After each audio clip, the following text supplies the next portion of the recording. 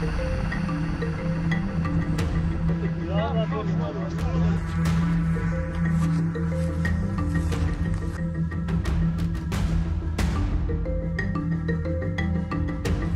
के राष्ट्रपति इब्राहिम रईसी की रविवार को हेलीकॉप्टर क्रैश में मौत हो गई। उनके साथ इस दुर्घटना में ईरान के विदेश मंत्री हुसैन अमीर अब्दुल्लाहियान की मौत हो गई। रईसी की मौत पर दुनिया भर के लोग दो धड़ों में बटे हैं। कुछ लोग उनके मौत पर जश्न मना रहे हैं तो कुछ उनकी मौत को संदिग्ध मान रहे हैं।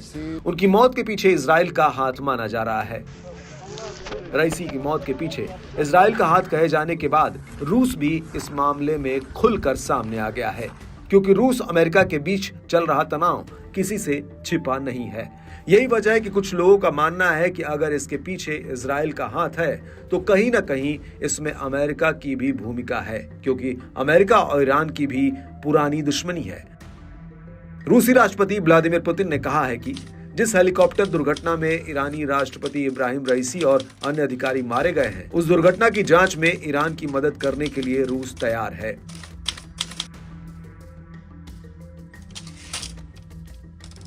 पुतिन ने संसद के निचले सदन के अध्यक्ष के साथ एक बैठक में कहा कि यदि हमारे सहयोगियों को इसकी जरूरत है तो हम इस दुर्घटना के कारणों की जांच के लिए उन्हें विशेष सहायता प्रदान करने के लिए तैयार हैं। इसी दौरान उन्होंने रईसी के अंतिम संस्कार में शामिल होने के लिए ईरान की अपनी यात्रा से पहले बैठक में रईसी की मौत को बड़ी क्षति बताया। पुतिन ने कहा कि वो वास्तव में एक विश्वसनीय और आत्मविश्वास से लबरेज व्यक्ति थे, जो हमेशा अपने देश के राष्ट्रीय हितों के लिए काम करते थे। पुतिन ने कहा कि वो अपने शब्दों के पक्के व्यक्ति थे और उनके साथ काम करना खुशी की बात थी। हालांकि पुतिन ने प्रतिज्ञा की कि रूस ईरान के साथ अपना सहयोग जारी रखने के लिए तैयार है, क्योंकि दोनों देशों ने रईसी के दौर में भी एक दूसरे का सहयोग किया था। उन्होंने कहा कि हम अपनी तरफ से रूसी ईरानी संबंधों को इसी तरह जारी रखने की पूरी कोशिश करेंगे।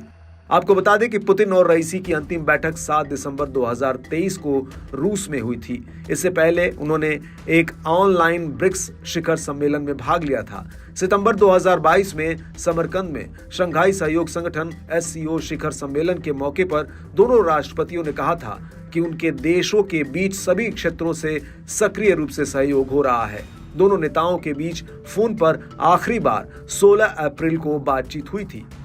आपको बता दें कि रईसी का हेलीकॉप्टर 19 मई को ईरान के पूर्वी अजरबैजान प्रांत में दुर्घटनाग्रस्त हो गया। इसमें ईरान के शीर्ष राजनयिक हुसैन अमीर अब्दुल्लाहियान, पूर्वी अजरबैजान के गवर्नर मालिक रहमती सहित राष्ट्रपति की सुरक्षा से जुड़े लोग भी विमान में शामिल थे।